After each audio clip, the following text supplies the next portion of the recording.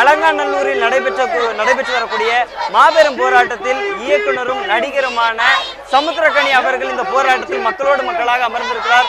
அவரோடு தற்போது நாம் பேசலாம். சார் வணக்கம். தொடர்ச்சியாக மக்களினுடைய இந்த எழுச்சிமிகு போராட்டத்தை எப்படி பார்க்குறீங்க? ரொம்ப மகிழ்ச்சியான ஒரு விஷயம். 57 ஆண்டுகளுக்கு பிறகு மீண்டும் தமிழ்நாட்டில் இப்படி ஒரு எழுச்சி, மிகப்பெரிய புரட்சி. இது மாணவர்களால் மட்டுமே இது சாத்தியமானது. பெண்களும் உடன் இணைந்ததால் இது இன்னும் மாபெரும் சக்தியாக உருவெடுத்திருக்கிறது.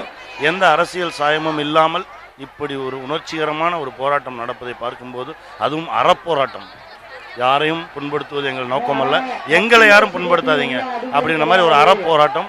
அதனால தான் நானும் அவங்களோட உட்கார்ந்துருக்கேன். ரொம்ப பெருமையாக நினைக்கிறேன். தமிழனாக இருப்பதற்கு ரொம்ப பெருமையாக நினைக்கிறேன். நிச்சயமாக தொடர்ச்சியாக மாணவர்கள் இந்த போராட்டத்தை முன்னெடுத்துட்டு வரக்கூடிய இந்த சூழல்ல அரசுகள் மாணவருடைய போராட்டத்துக்கு எந்த மாதிரியான ரெஸ்பான்ஸ் பண்ணணும்னு நினைக்கிறீங்க?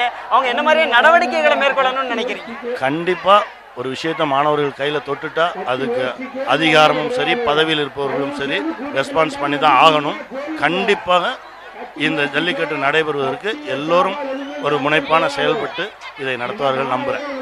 நிச்சயமாக தொடர்ச்சியாக போராட்டத்தில் ஈடுபட்டு வரக்கூடிய இந்த மக்களுக்கு தன்னுடைய ஆதரவை தெரிவிக்கும் விதமாக அலங்காநல்லூரில் போராட்டம் நடக்கக்கூடிய களத்தில் மக்களோடு மக்களாக அமர்ந்து இயக்குனரும் நடிகருமான சமுத்திரக்கனி ஆதரவு தெரிவித்திருக்கிறார். அது மட்டுமல்லாமல் மக்களினுடைய போராட்டம் மிகப்பெரிய வெற்றியை அடையும் என்றும் அவர் கருத்து தெரிவித்திருக்கிறார். நியூஸ் 7 தமிழ் செய்திகளுக்காக ஒளிப்பதிவாளர் சம்பத் முருகனுடன் ஆல்வின்.